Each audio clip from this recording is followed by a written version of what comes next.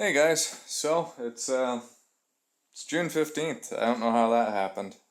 Last time I had a chance to look up, I don't know, it was May or April, something like that, but I took the last of my coyote hides and these two coons out of the freezer. These coons a friend gave to me. He got them while he was burning brush piles this February, so I'm gonna put them on the board for him, and he asked me if I'd be able to make a hat for his newborn daughter. So gonna see what I can do with these. And these coyotes I need to get up and stretched and in the freezer before the rest of my hides go bad, because I still have a few sitting up here.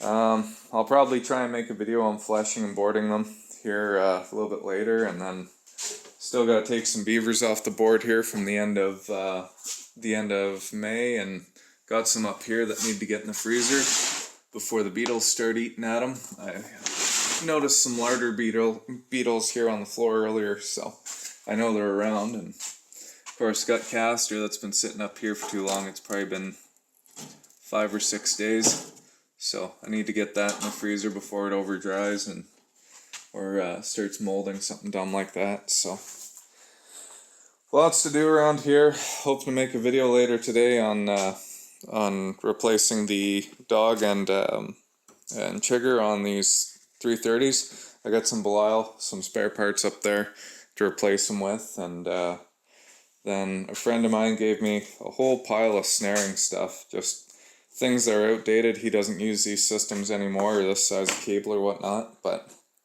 you can see they got kind of the old crappy cam locks, even though these ones are actually toothed, which is good.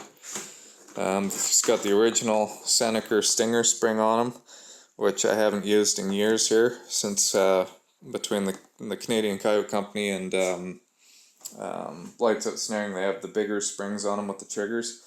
Far better, just absolutely deadly. Hoping to do some more videos on that this winter regarding that and the difference as far as how humane and quick the kills are between.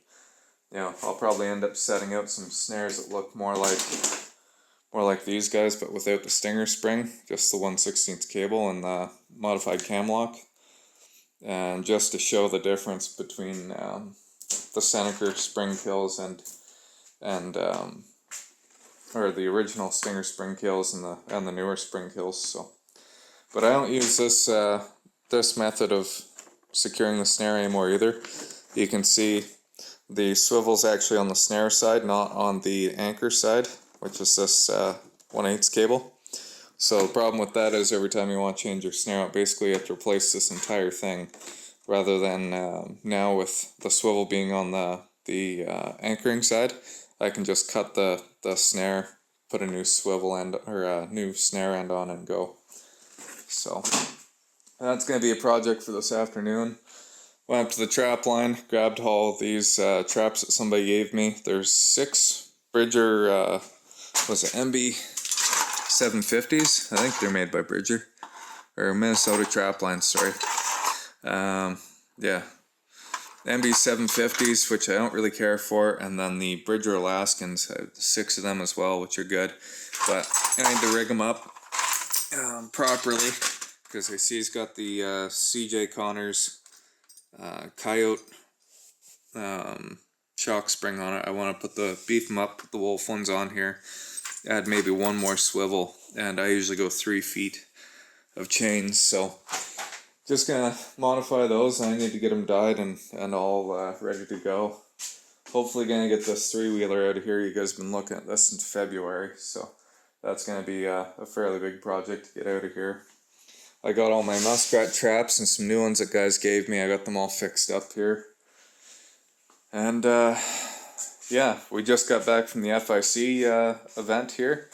I was out there for 2.5 days. Awesome event. Pretty cool to be a part of and see the politics behind what's going on across Canada here as far as trap testing goes, and the future of trapping and the fur industry and all that sort of stuff. So should be some pretty exciting stuff coming out of that.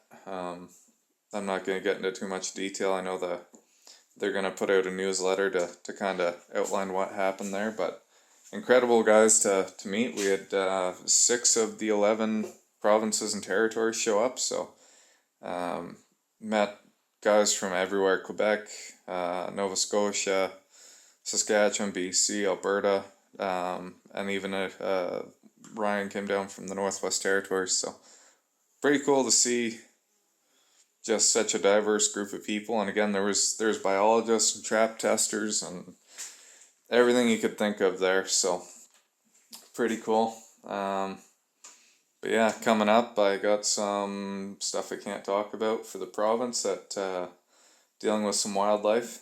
It'll be fun. I hope to talk more about that sort of stuff someday, but for now I can't.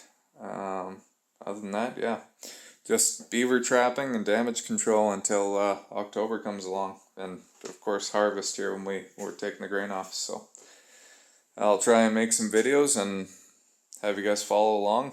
And yeah, if you guys want to see anything or know anything or pick my brain about something, leave a comment down below, and I'll try and respond as quick as I can. Make sure to follow, share, like, subscribe, all that fun stuff. Really appreciate it. Thanks.